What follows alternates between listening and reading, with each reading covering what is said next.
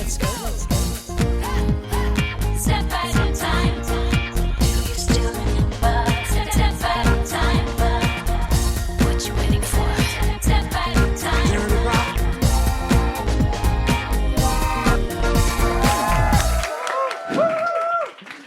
J'allais dire bienvenue dans ce jour pop en public. Voilà. Je m'appelle Thibaut et je serai votre Good Witch aujourd'hui. Mais à événement exceptionnel, format exceptionnel pour la sortie de Wicked for Good, je me suis entouré d'autres Good Witches pour débattre et analyser de cet événement pop et également son impact dans la carrière d'Ariana Grande. Est-ce qu'il y a des fans d'Ariana Grande ici? Voilà. Alors, autour de moi, Paloma. Bonjour Paloma. Bonjour. Tu es journaliste spécialisée en célébrité et show business, autant dire que tu as totalement ta place ici. Tu travailles pour l'émission On a du nouveau sur la chaîne Novo 19, mais également pour Vogue, GQ et Vanity Fair. Merci d'être avec nous ce soir. Merci beaucoup pour l'invitation, je suis trop contente. À mes côtés, Tessa, tu es journaliste culturelle chez Tétu.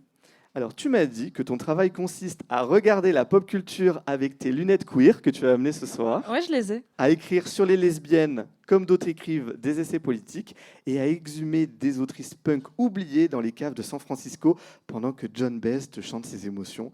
Tu m'as dit, je te cite, « Je suis payée pour être lesbienne, cinéphile et un peu obsessionnelle. » Tu es un peu dans le thème aussi. J'adore ce job. À mes côtés, si vous m'avez déjà écouté, Clément. Bonjour Clément. Bonjour. Alors, tu es journaliste spécialisé dans la mode et la pop culture. On peut notamment te lire, moi c'est ce que je fais toutes les semaines dans ta newsletter Merci Post-Hit. beaucoup. Et tu m'as dit que tu ne sais pas ce que tu aimes le plus dans la vie entre les comédies musicales ou Ariana Grande. Je peux pas choisir, c'est trop dur. Mais les Même, deux, même pas Laurie. Ah, j'aime peut-être Laurie un peu plus quand même, j'arrive pas à savoir. Et on retrouve également Xavier. Bonjour. Xavier, également passionné de pop, créateur du podcast iconique qui revient bientôt, on m'a dit. Oui, ça revient bientôt. Et puis on avait déjà débattu un tout petit peu d'Ariana Grande quand on avait fait notre podcast Maria Carré en mars dernier. Donc je vous ai logiquement rappelé parce qu'on avait eu des échanges passionnants. C'est la vraie partie 2 du coup. Exactement. Alors, avant de commencer, je vous ai demandé de me dire quel était votre rapport à la fois à Wicked et avec Ariana Grande.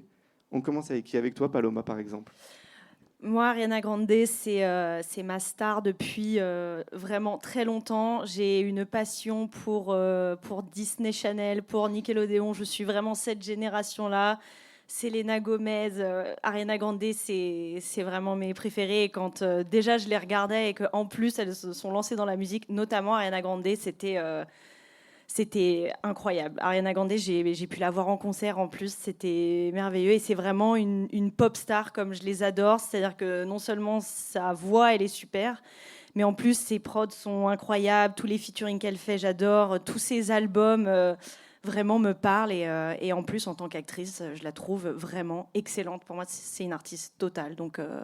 fan. Et Wicked, j'ai découvert il y a longtemps grâce à une petite série appelée Glee, dans laquelle il parlait beaucoup de Wicked, et c'était un peu la première fois, je pense, que cette comédie musicale un peu à part apparaissait dans un truc plus grand qu'elle et plus mondial, parce que généralement dans les séries américaines c'était un peu snob, je pense, dans les références qu'ils avaient de l'Amérique, et Glee, ça parlait vraiment de ce que les theater kids ils adorent aux États-Unis, et donc de Glee, et c'est comme ça que j'ai découvert Wicked, et donc Christine Chenoweth et Indina Menzel, voilà. Et toi aussi, Clément? Oui, bah, tout a démarré avec Glee, moi. J'ai découvert les chansons par Glee, et donc du coup, la fois où j'ai pu aller à New York, et je me suis dit, il faut que j'aille voir une comédie musicale à Broadway, il n'y avait pas d'autres questions, j'allais aller voir Wicked, parce que je connaissais déjà les chansons, parce qu'elles étaient dans Glee.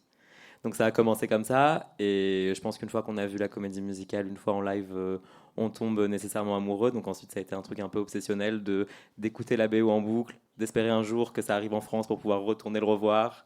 Et c'est comme ça que j'ai découvert Wicked, ouais. Sauf erreur, ça ne s'est jamais monté en France. Non, si je dis pas de bêtises, jamais. Il y a une production la plus proche de chez nous, c'est l'Angleterre. On peut prendre un petit coup d'Eurostar, mais sinon non, pas en France.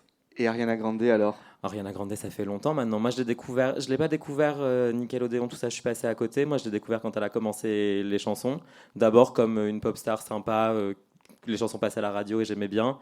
Et plus ça avançait, plus j'ai découvert les albums. Et je suis totalement tombé dedans. Je l'ai vu 2 fois en concert, je pense. Et c'est une pop star que j'adore. Je trouve que, comme tu disais, ses productions sont super. Elle a des bonnes références. Moi, elle mêle des références à des divas d'avant que j'aime énormément. Mais toujours avec quelque chose de très contemporain. Enfin, c'est vraiment une pop star de son époque, je trouve. Et là, de la découvrir dans Wicked, si bonne actrice, ça faisait plaisir. Je me tourne vers toi, Tessa. Mais tourne-toi vers moi. Quel est ton rapport, toi, à la fois avec cette comédie musicale et Ariana Grande? Bah, déjà, de base, j'adore les comédies musicales. Autant vous le dire, j'ai renoncé à épouser Meryl Streep, mais pas à ce que mon mariage ressemble à une version un peu low cost de Mamma Mia, quoique le premier était déjà un peu low Oui. cost. Donc... Ouais, non, j'avoue, finalement, je vais peut-être mettre un peu de budget. Mais du coup, ouais, enfant, j'étais vraiment fascinée par tout ce qui était monde absurde, un peu bariolé. J'aimais trop Alice au Pays des Merveilles, Le Magicien d'Oz. Du coup, Wicked, j'étais vraiment la cible. J'avais trop hâte et j'avais un peu peur d'être tatillonne, du coup. Mais je pense qu'il y a eu l'effet Madeleine de Proust qui a vraiment pris le dessus. Donc, même si j'avais trouvé que les ficelles étaient un peu grosses, en fait, juste la perf de Cynthia Erivo et l'énergie d'Ariana Grande, j'ai trouvé ça absolument dingue. Jusque-là, j'avoue, j'associe encore Ariana Grande à Victorious aussi, parce que je pense même Génération, Nickelodeon, tout ça. Et ouais, une meuf que j'écoutais quand j'étais ado et que j'apprenais à me maquiller dans ma chambre, tu vois, un truc un peu mimes, tout ça. Et ouais, pour moi, c'était les mimiques de poupées assez enfantines. Enfin, je sais pas, j'ai pas accroché spécialement à son univers plus que ça. Et en fait, Defying Gravity, c'était dingue. Et pour moi, là, c'est un monument. Et le film, il y a eu un gros basculement dramatique. Et c'était pas juste un petit karaoké. Donc, On va en reparler. on va en reparler. On va en reparler. Xavier, toi, tu m'as dit que tu as été voir Wicked déjà, en vrai. Comme Clément, et pour le coup, moi j'ai le même rapport, tout le même rapport que Clément. Je suis passé complètement à côté de Nickelodeon. Moi j'étais un Disney Channel, et comme je suis un peu plus âgé, je crois, j'étais encore avant ça. Moi je suis un bébé Spice Girls, moi, donc voilà. Mais donc j'ai découvert Ariana un peu plus tard. Moi vraiment, Ariana c'était Problems. Et après, j'ai découvert plus tard Baby Hideaway et tout ça. Et sur Wicked, Glee aussi, comme vous, parce que j'étais bercé à Glee. J'ai commencé Glee quand Britney Spears a joué dedans. Donc je me suis dit, il faut que je regarde, il y a Britney Spears, ça va être quelque chose de bien. Voilà. Et c'est comme ça que j'ai découvert, déjà, même la chanson Defying Gravity n'était pas venue jusqu'à moi avant Glee. Donc vraiment de cette génération-là, je pense. Et donc j'ai vu Wicked, mais assez plus tard que toi, je pense. Parce que moi, c'était dans les années 2020. Donc, et c'était à New York et c'était vraiment une claque. Pour moi, en termes de comédie musicale, il y a peu de comédies musicales qui sont au niveau de Wicked, quoi. En termes de production, de chansons, d'histoire, de messages, c'est assez fort. Popular, you're gonna be popular. I'll teach you the proper poise when you talk to boys. Little ways to flirt and flounce. Ooh, I'll show you what shoes to wear, how to fix your hair. Everything that really counts to be popular. Alors, dans ce podcast, on va faire 3 grandes parties. Sur la première partie, on va parler de Wicked, du phénomène et du film. La deuxième partie, on va parler de cette relation incroyable, littéralement, entre Ariana Grande et Cynthia Erivo. Et la troisième partie sera sur Ariana Grande et l'impact de ce film sur sa carrière. Avant de commencer cette première partie, est-ce que vous pouvez me dire pourquoi ce film, ce double film, est un moment culturel et pas juste une sortie ciné? Déjà, Wicked, c'est quand même la transposition d'un monument culturel attendu depuis 20 ans. Le musical, c'est devenu un repère émotionnel chez tous les fans de comédie musicale. Et pour moi, la force du film, c'est que c'est un passage de relais entre l'ère Broadway et l'ère d'Hollywood. Et je trouve qu'il y a un truc très fédérateur, hyper accessible, qui, moi, me plaît beaucoup dans le cinéma. Le film vient réactiver un imaginaire collectif, Le Magicien d'Oz imposteur, La sorcière incomprise, la question de qui écrit l'histoire. Et il arrive à un moment où parler d'héroïne réhabilitée et de pouvoir qui fabrique ses méchants résonne particulièrement fort avec le contexte politique. alors que ça reste un film très feel-good, très accessible, Mm. comme je le disais. Et puis Wicked, ça réunit des publics qui se croisent jamais en soi, les fans de musical, de pop, les amateurs de fantasy, les grands nostalgiques, les fans de Nickelodeon, de Glee, évidemment, et les ados qui l'ont découvert sur TikTok. Donc je pense que c'est un test aussi pour le cinéma musical moderne de est-ce qu'on va pouvoir faire d'un musical un phénomène mainstream qui sera adopté autant que la comédie de base. C'est intéressant ce que tu as dit aussi, c'est que c'est un film que les fans de Wicked ont attendu depuis longtemps. Je pense que la comédie musicale, elle a une vingtaine d'années, si je dis pas de bêtises. 2003. 2003, et au vu du succès direct, on aurait pu se dire que dans les 5 ans, allez max, ça allait être adapté au cinéma. C'est presque étrange que ça n'ait pas été adapté avant, tellement c'est un succès et tellement tout de suite le passage semblait obligé vers Hollywood. Donc c'est quelque chose que les gens ont attendu longtemps. Donc que ça arrive enfin avec autant de moyens, avec un casting aussi XXL, je pense que il y a eu un peu une excitation de se dire bon bah ça y est, on a le film, et puis ils n'ont pas fait les choses à moitié, ils ont même fait les choses en grand. 2 films, c'est très long, beaucoup de budget, donc voilà. Si vous êtes totalement ignorant de ce qu'est Wicked, d'où ça vient, je vous ai fait un petit résumé. Les films Wicked sont des adaptations, donc Wicked partie 1 et Wicked for Good, des actes 1 et 2 de la comédie musicale du même nom qui se joue donc à Broadway depuis 2003. Elle-même une adaptation du livre Wicked, The Life and Times of the Wicked Witch of the West de Gregory McGeer, paru en 1995. C'est pas si lointain que ça. Une très bonne année, Clément, je crois. Une excellente année. Une excellente Les meilleurs année. sont nés en 95.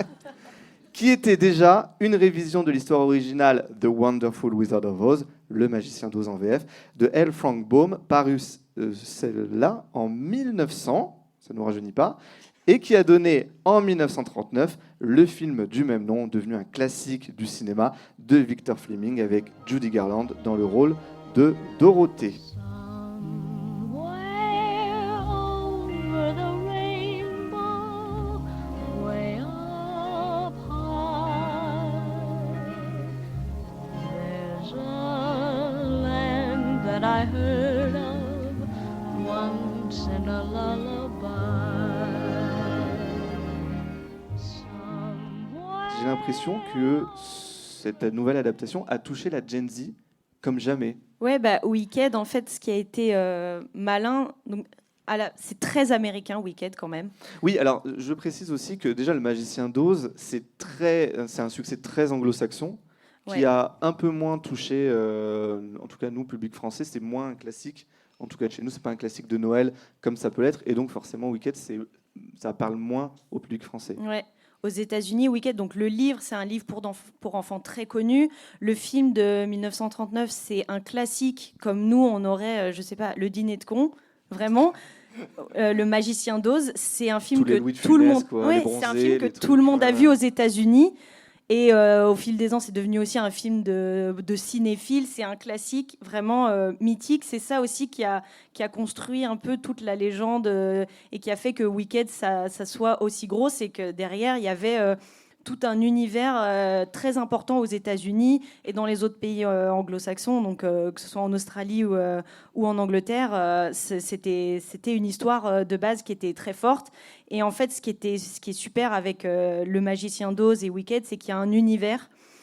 Et c'est un univers qu'on peut décliner un peu comme Harry Potter ou même comme Mercredi, la série. Et donc ça, c'est un univers dans lequel on peut rentrer. C'est un univers qui, quelle que soit l'époque, on va pouvoir s'identifier et se sentir un peu à la maison quand on est dans cet univers, que ce soit en lisant le livre, en voyant le film, en voyant la comédie musicale, en écoutant les chansons. Et ça ne pouvait que marcher sur TikTok parce que c'est quelque chose tellement universel et en même temps tellement identifié. Il suffit de se mettre en rose et vert et tout de suite, on sait où on est, quoi. Et ça, et les musiques, en plus, elles étaient déjà connues. C'est pas un film où on a découvert les musiques avec le film. C'est que c'était déjà présent. Les gens connaissaient déjà les paroles. C'est comme si avant qu'un album sorte, tout le monde le connaissait depuis 20 ans. Donc, Il y avait même des attentes en fait. mais On avait complètement. des attentes de comment aller rendre populaire, comment aller rendre Defying Gravity, I'm Not That Girl, etc. Oui. Et du coup, que ce soit porté par une pop star qui est parmi les plus célèbres de la planète. Je crois Ariana Grande, elle fait partie des 3 ou 4 personnes les plus suivies d'Instagram. Elle a plus de 300 millions d'abonnés. C'est donc un monument de la pop culture avec un monument des pop stars. Ça ne pouvait que fonctionner. Pour moi, le flop, il était presque impossible, même si on ne pouvait pas passer à côté de l'histoire, parce que c'était déjà une bonne histoire, portée par un livre, portée par une comédie musicale de Broadway. C'était presque évident. Après, l'enjeu, c'était que ça marche à l'international. Et ça, c'est encore un autre sujet. Par rapport à la Gen Z, justement, dont tu demandais ça, et par rapport à ce que tu disais sur Ariana Grande, ça touche aussi cette Gen Z et la TikTok sphère. Parce que, et je pense aussi, tu parlais de la communauté d'Ariana Grande. Ariana Grande a ouvert les portes sur la santé mentale. Et je pense que c'est aussi quelque chose qui résonne par rapport au harcèlement. Est un des sujets un peu sous-jacents du film, dont Elphaba a pu être victime toute son enfance. Et je pense que ça touche la Gen Z, TikTok, de cette façon-là aussi. Et puis après, il y a tout le pan, évidemment, de la musique qui fait le sel de cette comédie musicale et qui permet aussi, sur l'algorithme TikTok, d'être bien reprise et aussi de fonctionner de cette façon-là, quoi. Moi, je pense que c'est la force de Wicked, c'est en fait les multiples niveaux de lecture qu'a cette comédie musicale. Et je pense que c'est ce qui fait son succès et au cinéma et sur scène à Broadway. Tu peux emmener ta petite nièce voir Wicked et elle va y voir une belle histoire de sorcière. Oui. Toi, plus âgé, tu peux y voir une véritable... une critique du pouvoir, tu peux y voir une allégorie sur le racisme, sur les différences. En fait, il y a tellement de niveaux de lecture qui vont de les chansons sont incroyables, j'adore, je passe un super moment, à je disserte sur cette comédie musicale qui en fait porte en elle énormément d'enjeux et de sujets. Et je pense que c'est ce qui a fait son succès sur scène. De pouvoir aussi emmener des enfants assez jeunes le voir. Il n'y a pas beaucoup de spectacles de comédie musicale qui sont au final aussi accessibles à la jeunesse. Enfin, c'est presque une pièce jeunesse, Wicked, mais qui a en elle en fait tellement de niveaux de lecture que ça peut parler à un public hyper large. Et je pense que c'est ce qui fait et son succès sur scène et son succès au cinéma. Alors tout à l'heure, Clément, tu m'as dit, mais pourquoi ça n'a pas été adapté au cinéma plus tôt? Alors, j'ai cherché, et en fait, oui, il y a eu pas mal de projets, et notamment dès la sortie du livre, c'est Demi Moore qui a acquis les droits à la sortie du livre, pas en 1900, hein, évidemment, le livre de 95. Elle avait racheté les droits pour en faire une adaptation ciné et tenir elle-même le rôle d'Elphaba. Mais là, on est en 95, la comédie musicale n'existait pas. Donc c'était vraiment un film de sorcière sans les chansons, c'est pas etc. Demi Moore qui chante, quoi. Non. Oh, ça aurait été Voilà. bien, ça. Le projet n'a pas vu le jour, mais c'est en 1998 que le compositeur Stephen Schwartz a convaincu le producteur Mark Platt de développer une comédie musicale, et c'est ainsi que Wicked est né sur scène. Pendant des années, le projet de film a mûri, mais finalement il est resté dans les cartons, avant de se concrétiser davantage dans les années 2010. On parlait même de Lady Gaga dans le rôle d'Elphaba à un moment, avec Shawn Mendes dans le rôle de Fiyero. Voilà. Et en fait, le projet a été mis un peu en stand-by parce qu'ils ont décidé d'adapter Cats. Super idée. Excellente idée, dis Qui a donc. été un énorme flop. Il y avait besoin que Cats flop pour qu'on fasse Wicked. Ouais, je suis un Moi, peu c'est ma d'accord. théorie. Peut-être que Cats sont nés en 2019. Le Covid a retardé le projet Wicked qui a finalement été acté en 2021 et la production a été officiellement lancée avec au casting Ariana Grande et Cynthia Erivo dans les rôles titres. Wicked for Good est sorti là il y a quelques jours. Votre avis sur cette partie 2? Je sais que c'était un peu plus mitigé que la partie 1 qui a été globalement unanimement saluée. En fait, je trouve que déjà l'acte 2 de la pièce est moins bien que l'acte 1. Foncièrement, je trouve que les chansons sont moins fortes. Et je trouve que du coup, là, cet acte 2 au cinéma, il pêche d'un des seuls défauts moi, que j'ai à trouver à Wicked. C'est cette idée d'en avoir fait 2 actes, et donc du coup 2 films très longs. Je trouve que le premier film est un peu long, mais est rattrapé par les chansons et les numéros chantés dansés qui sont tellement bien que tu oublies qu'entre il y a des longueurs. Là, je trouve que dans l'acte 2, ça pêche un peu plus. Je trouve qu'il y a des choses qui ont été allongées qui ne le méritaient pas forcément, et des sujets comme l'histoire d'amour entre Fiyero et Elphaba qui passe un peu... on a un peu l'impression qu'il largue Linda à son mariage et 30 secondes après, il est avec Elphaba. Dans la pièce sur scène, ça marche hyper bien. Dans un film, peut-être un peu moins, ça aurait mérité peut-être de... Mais elle a eu un très beau cardigan. Mais elle avait un beau cardigan, il est vrai. Non, voilà, moi je pense... En fait, quand je suis sorti, je me suis dit... je serais hyper content un dimanche pluvieux de me faire les deux à la suite. Et je vais passer un super moment. Le 2, en tant que tel, comme œuvre seule, m'a un peu moins marqué, quoi. Mais, encore une fois, en fait, il peut y avoir toutes les critiques possibles à faire sur ces films. Le duo Cynthia et Ariana sauve tout. Et juste pour voir les deux à l'écran, je serais prêt Jusqu'à à la avoir fin. une partie 3 encore plus longue s'il le fallait. Même le for good final. Tout, elles sont incroyables. Peut-être expliquer ce que c'est. Tout le monde sait ce que c'est le Est-ce que vous sexe savez ce que cardigan. c'est que le sexe cardigan ou pas? Elphaba passe une nuit d'amour avec Fiyero. Donc, Cynthia Erivo est plutôt chanceuse de passer ce moment avec Jonathan Bailey. Mais il se trouve qu'à la fin, elle met un... Juste avant. Ah, de c'est juste pécho. avant. Elle retire ses fringues. Elle Ah retire oui, ses et fringues. elle retire ses fringues et et elle elle en met fait ça. ça. Mais oui, c'est vrai. Et ça ressemble un peu au Père Noël est une ordure. Exactement, Vous savez, c'est le cardigan du Père Noël est ZZ, une là. ordure, c'est Ouais. ça, c'est le même. Si vous avez la ref, ouais. C'est le même que Suzanne Meyers aussi. Enfin, c'est le Oui. nouveau Oui. Suzanne Oui. Meyers. C'est Oui. vraiment ce truc-là. Le film est sorti là il y a quelques jours. Les réseaux sociaux sont inondés de mèmes. On parlait de ça, on parlait de. C'est quoi déjà? Wicked. C'est quoi, Madame Marble, Flip It Around, Wicked Witch. J'ai que ça sur mon TikTok, mais à des points, c'est devenu presque inquiétant, mon algorithme. Enfin, vraiment, Oui. les gens passent leur temps à faire le M et le W. C'est ça, c'est que la Gen Z s'est emparée du truc et est hyper créative sur ce film, etc. Donc c'est que ça porte quand même, quoi. Et je pense aussi que dans la partie 2, la partie 1, je trouve qu'elle peut vivre presque toute seule. Et je trouve que nous, vous en avez parlé, le Magicien d'Oz, enfin, il passe à Noël de temps en temps, moi, je l'ai vu petit à la télé à Noël, mais ça n'a pas du tout l'impact chez nous. Et je pense qu'il y a quand même pas mal de gens qui ne connaissent pas le Magicien d'Oz, qui vont aller voir le 2, mais qu'est-ce qu'ils vont comprendre de ce film, quoi. Je me suis dit la même chose. Mais Si t'as c'est- pas vu le Magicien d'Oz, tu passes à côté de beaucoup de choses. Tu Cette comprends. meuf de dos, là. Ouais, qu'on pourquoi voit il y a une jamais, maison, enfin, Oui, qui qui écrase tombe la au milieu de nulle frangine. part, pourquoi un ouragan? Et en fait, tout ça, c'est l'intrigue même du Magicien Bah oui. d'Oz. Et, si Et tu l'as pourquoi, pas pourquoi vu, elle je le trouve ça- transforme en tinfoil? Pourquoi elle le transforme en Scarecrow? T'es en mode, je comprends rien. Et donc, je pense que de ce côté de l'Atlantique, et je connais pas, je sais pas le box-office que fera le 2, j'ai un peu peur pour le film. Je pense pas que ça fera autant que le 1 d'un point de vue entrée, parce que je vois pas un bouche à oreille aussi fort que le premier. Et je me demande si ça en fait pas partie. Alors déjà, les chansons sont moins fortes, mais globalement, l'histoire, c'est un peu compliqué pour notre culture à nous. Ils auraient dû faire le dîner de cons en comédie musicale, et ça aurait peut-être mieux Mais marché. quelle idée! J'adore. Pour cette partie 2, nous allons parler d'Ariana Grande et de Cynthia Erivo et de leur relation fusionnelle. Alors j'ai intitulé cette partie une relation fusionnelle parce qu'aussi bien devant la caméra que derrière, en tout cas, et surtout en promotion, la dynamique de ce duo est vraiment singulière.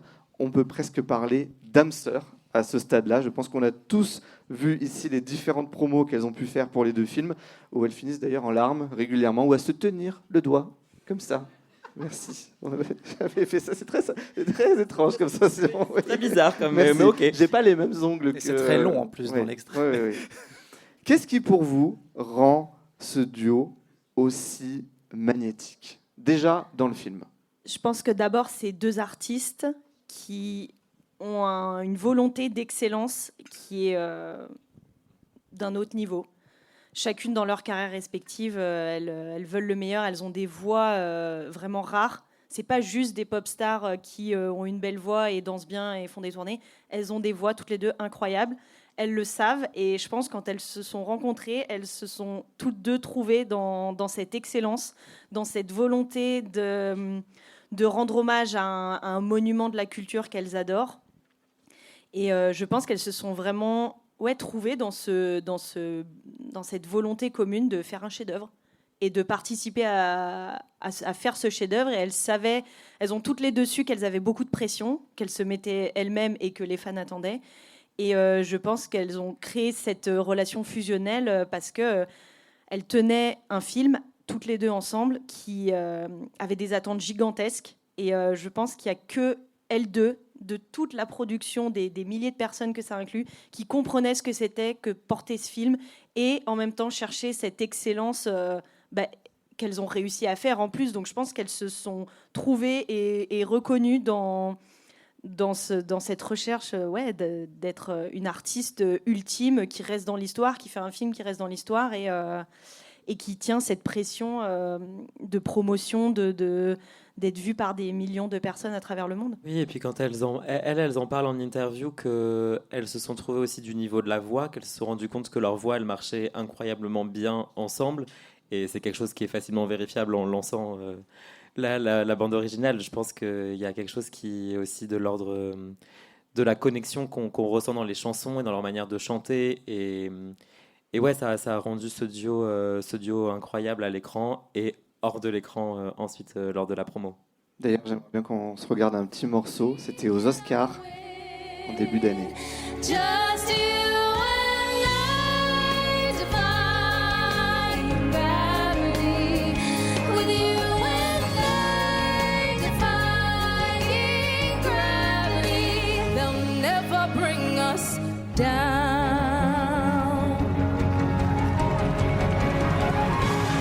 So if you care to find me out to the western sky, has someone told me lately, everyone deserves a chance to fly.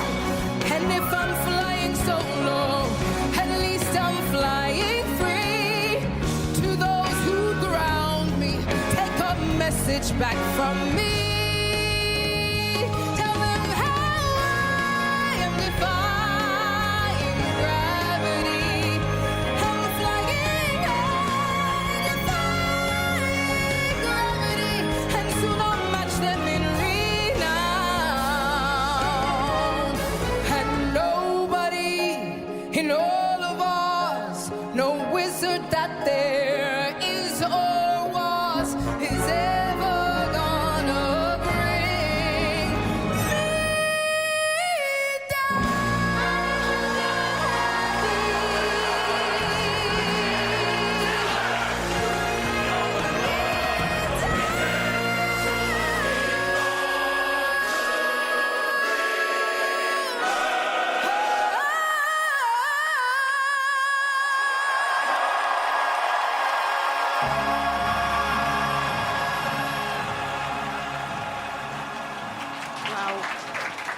Je peux dire que ça.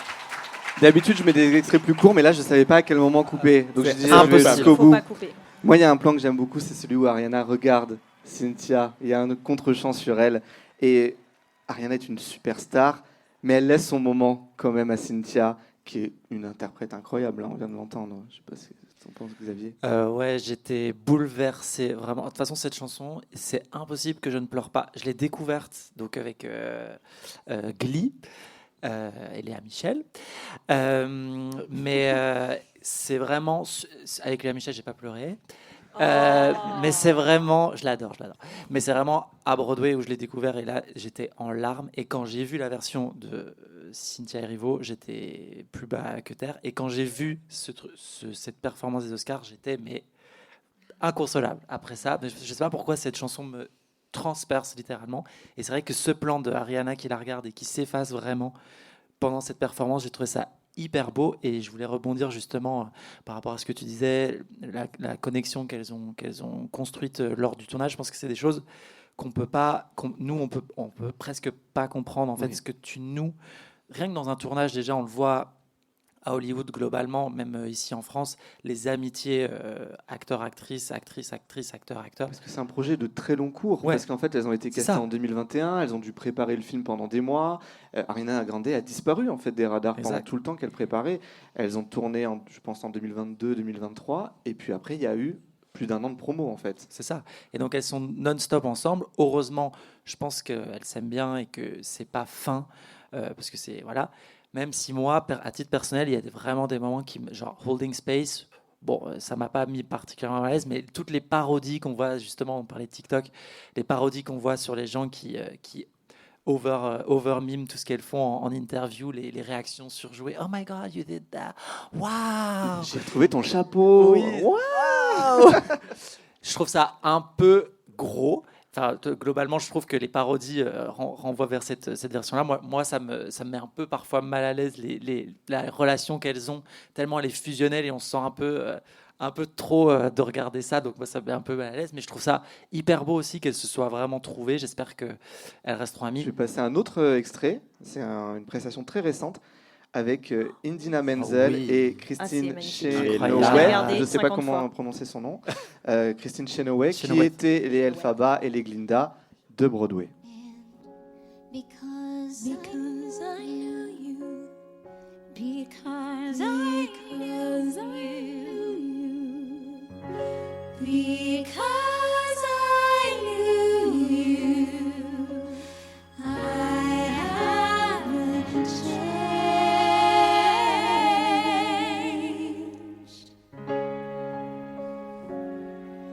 for good.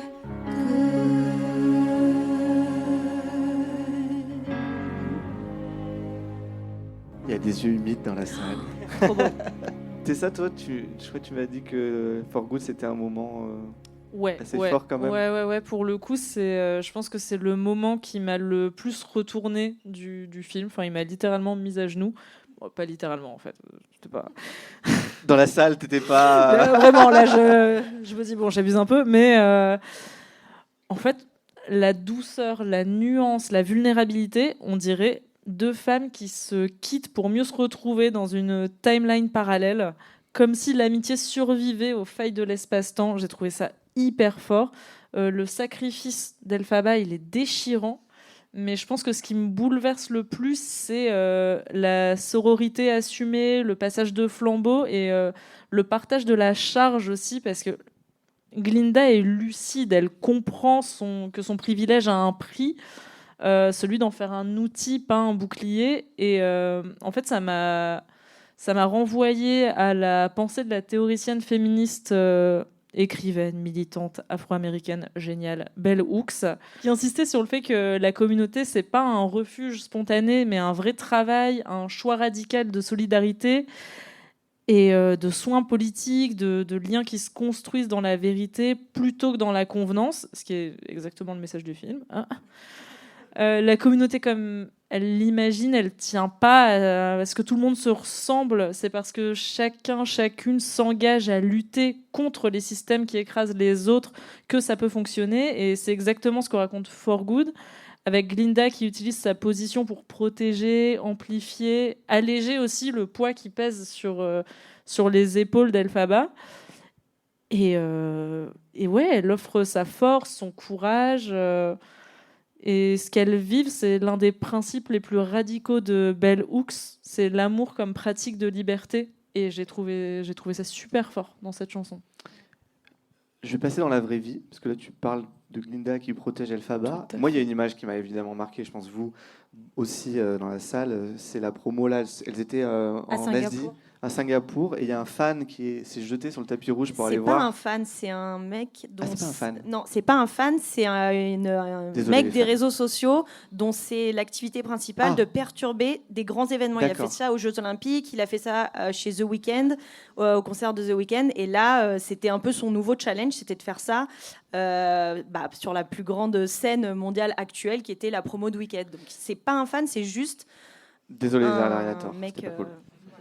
Mais du coup, la scène est assez folle, c'est-à-dire qu'il se jette sur Ariana Grande et Cynthia Erivo, mais dans la demi-seconde, se jette rapide pour que la les gardes du protéger corps. quand même. Plus rapide que les gardes du corps quand même. Ça dit aussi beaucoup de la relation, en tout cas, protectrice que envisage Cynthia Erivo via Ariana Grande. Comme on a dit, c'est un film qui était compliqué à vendre à l'international parce qu'aux États-Unis, dans les pays anglophones, c'était facile. Wicked, c'est connu. Le Magicien d'Oz, c'est connu. Mais à l'international, il y avait vraiment cette problématique de comment on incite les gens à aller voir ce film de cette histoire que personne ne connaît en France. Et donc, la clé d'un bon marketing, c'est d'avoir une histoire. Et les histoires, ça passe par les acteurs principaux. Donc souvent ça passe par, quand c'est une rom-com, une comédie romantique, il y a les deux acteurs principaux. Souvent on va voir le film pour savoir si est-ce que vraiment dans la vraie vie ils ont été ensemble ou pas. Là avec Wicked, ce qu'ils ont essayé de construire, Universal, c'était une amitié. Et donc parfois on peut dire que dans les studios, limite c'est dans leur contrat qu'ils soient amis pour faire marcher le film. Là je pense sincèrement que c'est tout à fait authentique et d'ailleurs, la promo a eu beaucoup de chance que cette amitié existe. On peut peut-être dire qu'elles en font des caisses. Moi, je pense que dans tous les cas, elles ont vécu un truc qui est assez incroyable et qu'elles ont créé une amitié qui est inenvisageable, tellement c'est énorme ce qu'elles ont fait d'un point de vue de l'art et dans la pop culture, que du coup, leur lien, il est sincère. Et tout ce qu'on voit en promo, je pense sincèrement qu'elles en font même pas des caisses. Je pense qu'elles sont sous endorphine depuis 3 ans. Enfin, Ariana Grande, c'est une chanteuse qui stalkait les producteurs depuis plus de 10 ans, qui les appelait tous les ans pour savoir quand est-ce que le projet du film était commencé, quand est-ce qu'elle pouvait avoir des castings. Elle a même raconté qu'elle avait constamment des vidéos d'elle sur son téléphone en train de chanter des chansons de la comédie musicale. Si jamais elle recevait un coup de fil qui lui disait le casting est ouvert, elle avait tous les 6 mois, elle se réenregistrait en train de chanter une chanson de Wicked pour pouvoir l'envoyer tout de suite. Elle en Et a ça, beaucoup parlé en interview. Il y a depuis eu 10 ans. beaucoup de références. La Plus de chanson avec 10 ans. Mika aussi. Ouais. Ouais. Donc, je pense, et Cynthia Erivo, pareil, c'était un truc. Quand elle a su que les auditions étaient ouvertes, elle a dit, si c'est pas sérieusement, elle a dit à son équipe, si c'est pas pour vraiment que j'ai le rôle, on n'y va même pas, je peux pas essayer et ne pas l'avoir. Donc, je pense que c'est vraiment, elles ont un lien qu'on ne peut même pas imaginer. C'est plus fort qu'un couple, je pense. Ouais, et ce que je trouve bien, tu dis, dans la manière dont ils ont construit le marketing autour, il y a un peu ce truc où on ne sait plus vraiment, dans l'extrait qu'on a vu des Oscars, on ne sait plus si c'est Glinda qui regarde Elphaba, Oui. on ne sait plus si c'est Ariana qui regarde Cynthia, et il y a ce truc... en vrai, il n'y a rien de plus décevant que d'adorer, par exemple, un film ou une série et de découvrir que tous les acteurs principaux se détestent. Ah ben, Sex and the City, par exemple. Charmed. Et Charmed, et Ah, voilà. ben, Charmed. Et là, je pense que c'était vraiment une aubaine et un truc en plus à vendre qui a rendu digeste une promo qui aurait pu ne pas l'être. Alors, je pense que pour beaucoup, elle a fini par ne plus l'être.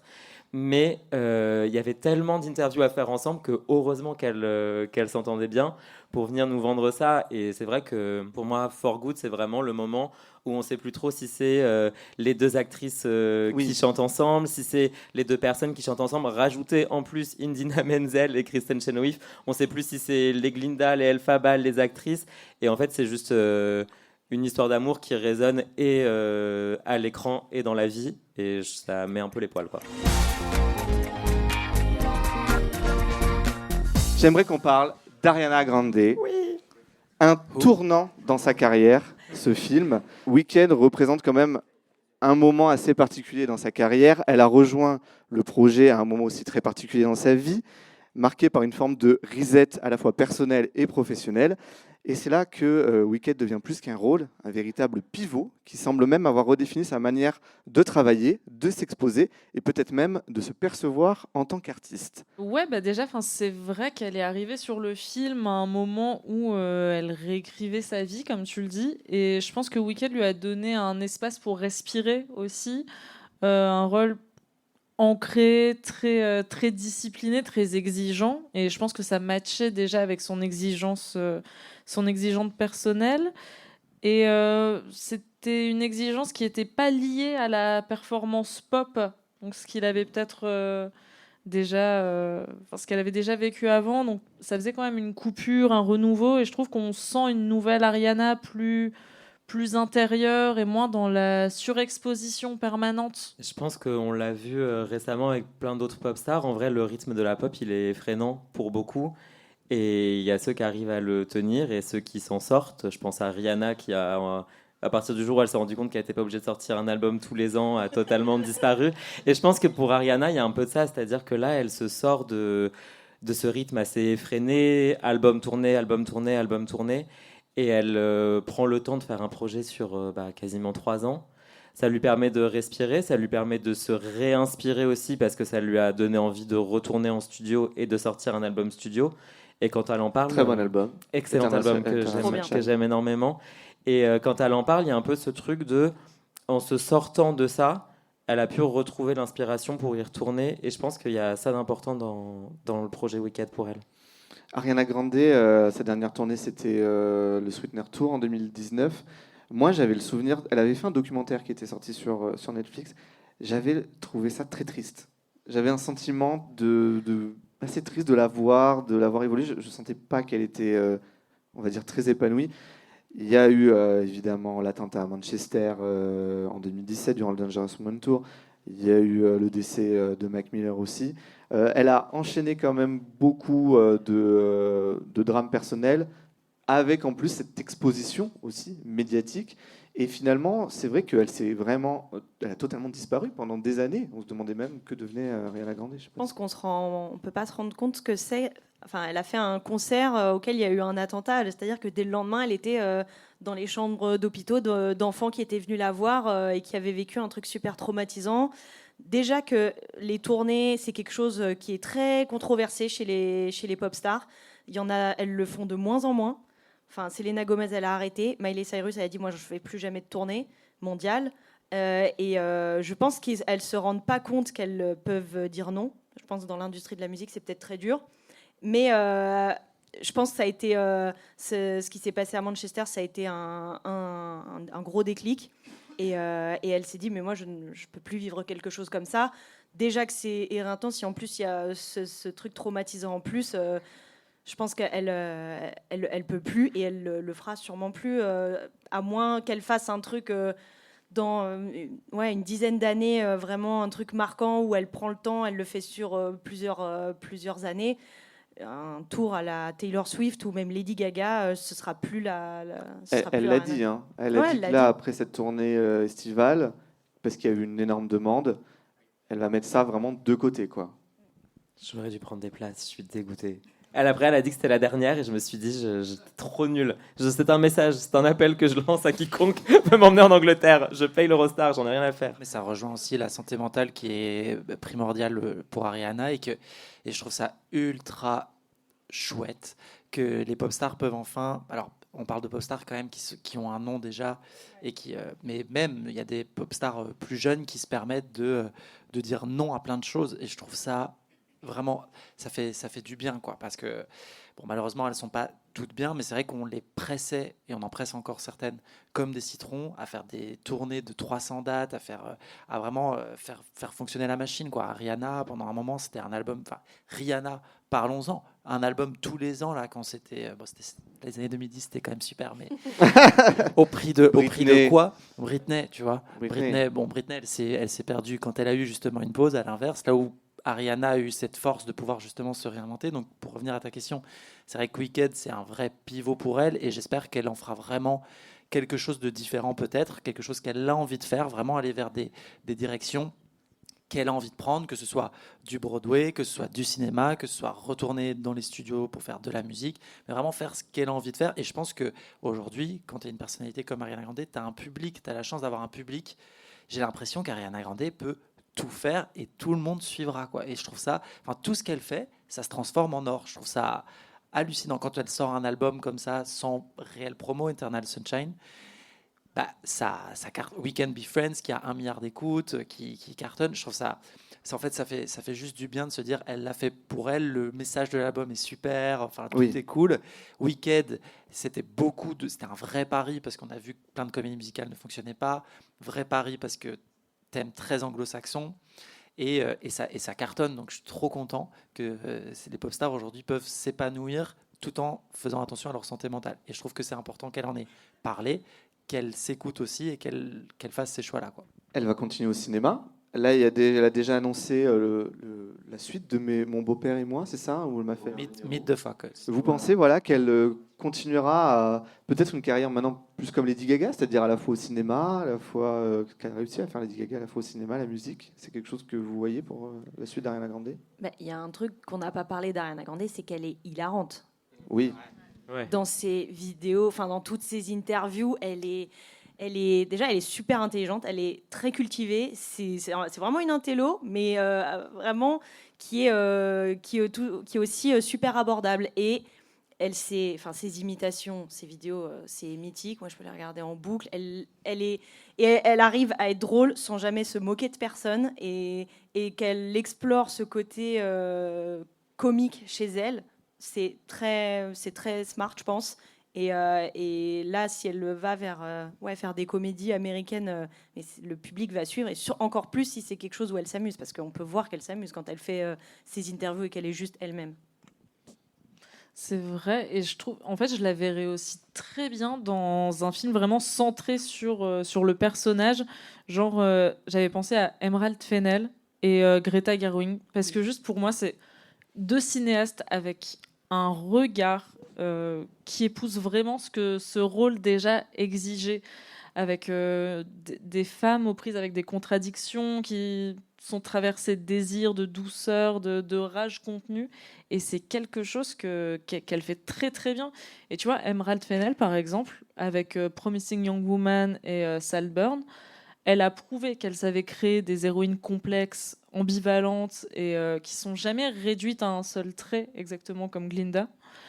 Des femmes qu'on filme dans un angle mort, avec des pulsions. Enfin, je sais pas, il y a un cinéma qui explore vraiment les structures de pouvoir, les blessures intimes. Je la verrais bien dans ça. Et sinon, Greta Gerwig, déjà parce que Lady Bird, Little Woman, Barbie, ça correspond super bien à ce truc aussi d'humour extrêmement Comme Don't Look Up, facile. j'ai parlé vite fait, mais elle était assez drôle dans Don't Look Up aussi. Oui, exactement.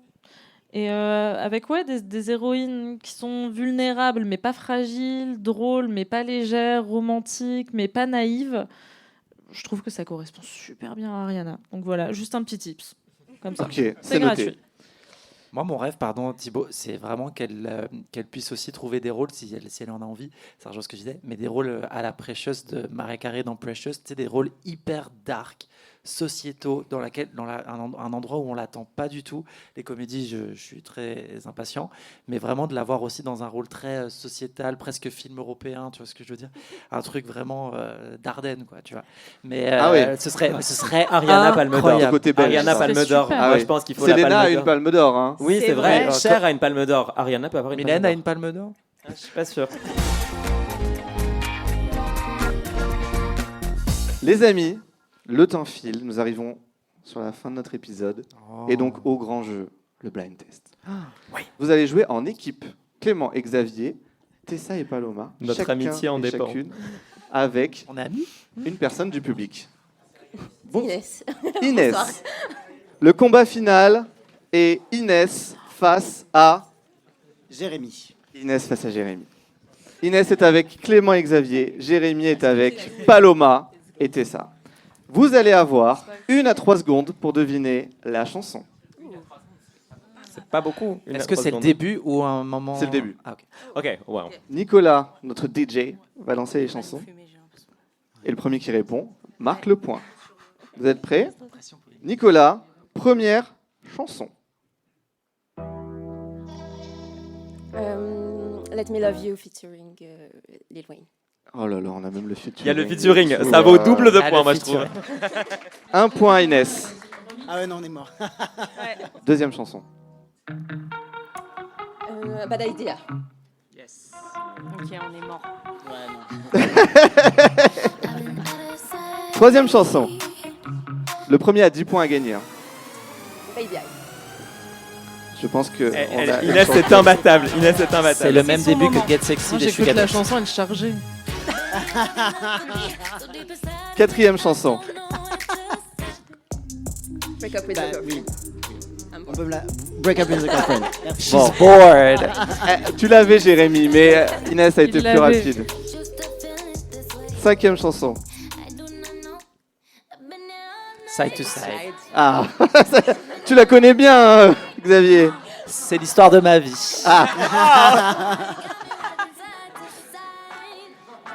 Bon, là, Jérémy, Paloma et Non, Tessa, mais- faut se mettre une pile. Hein.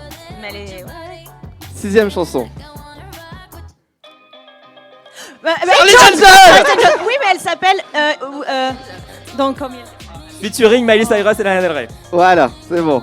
Et Clément. peut-être Normani qui est là aussi, on sait pas. Oui, dans les cœurs. Dans les Septième bacs, chanson. Ah, The Weeknd. The Weeknd. Save Your Tears. Save Your Tears. Celle-là, voilà. Le remix. Huitième chanson. La merde. Wow!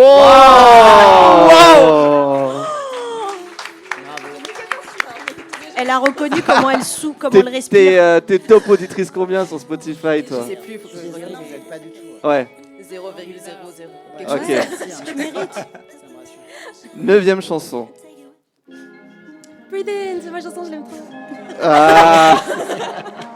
Bon, Jérémy, là. C'était sa chanson, il l'a dit, Oui. c'est sa chanson. Si tu as cette chanson, tu as gagné à la prochaine. Hein. On avait dit entre Allez. 2 et 3 entre 1 et 3 secondes. Elle triche. Ah bah, Laisse les 3 secondes. Non, c'est Ah, mais, 0-0. Ouais, 0-0. essaye de laisser un point à Jérémy. Ok. Finir à 0. Non, je vais finir à 0. Je laisse les 3 secondes. 10e chanson. Trop nul. Elle se retient, elle se retient. Je sais pas. Mais tiens, ah bah, pour le coup, Night and Go. Elle l'a dit. Elle a pas pu. Good night and go. C'est une victoire par KO là. Bon bah bravo Inès. je pense hein. qu'elle a gagné. Waouh, bravo Inès. C'était vraiment trop fort. Inès Superstar. Incroyable. Non mais cette meuf elle bosse chez Shazam, c'est pas possible. Bon, vous partez pas les mains vides évidemment. Tu as gagné des vinyles. Tu as gagné. On est bien reçu hein. Ah bah oui, Eternal Sunshine et Wicked for Good. Le t-shirt, la casquette.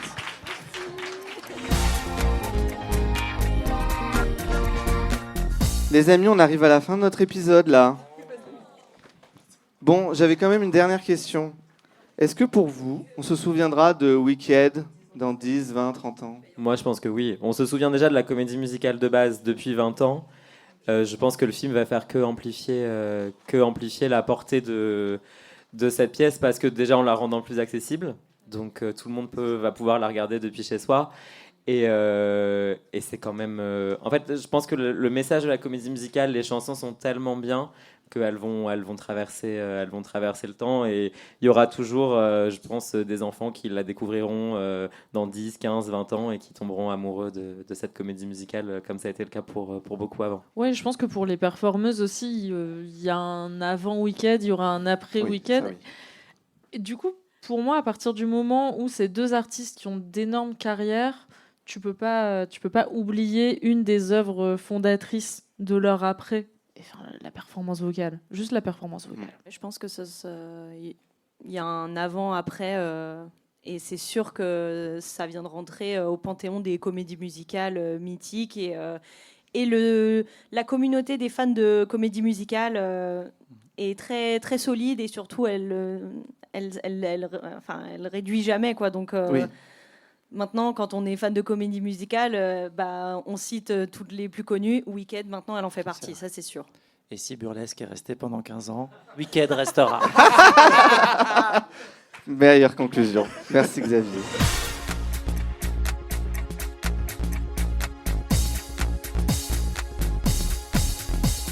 C'était le Jour Pop épisode 79 consacré. Déjà T'as vu un Ça peu nous rajeunit. Waouh Ah bah ouais. À Wicked et Ariana Grande et en public. Merci Tessa, Paloma, Clément et Xavier de m'avoir accompagné. Est-ce que vous avez passé un bon moment? C'était trop bien. On fait C'était ça trop quand bien. vous voulez. C'était un plaisir. Merci. J'espère que vous qui nous écoutez, vous avez aussi passé un bon moment. Si c'est le cas, n'hésitez pas à me faire vos retours, que ce soit en commentaire sur la plateforme où vous m'écoutez ou bien sur Insta, @lejourpop. Et vous pouvez aussi suivre mes 4 camarades. Je vais mettre vos petits Insta un peu partout. Voilà. Un grand merci à Johan de m'avoir aidé à organiser cet événement. À Florent, à Nina, à Nicolas qui sont derrière aussi. Et merci à vous, vous avez été trop chou. Merci. Il y avait des gens déguisés et tout, c'était trop Parlons cool. des looks Merci. parce qu'ils sont incroyables. Ouais. Et moi je vous dis à bientôt. À bientôt. plus. Bye. Salut. Bye. Bye. Bye.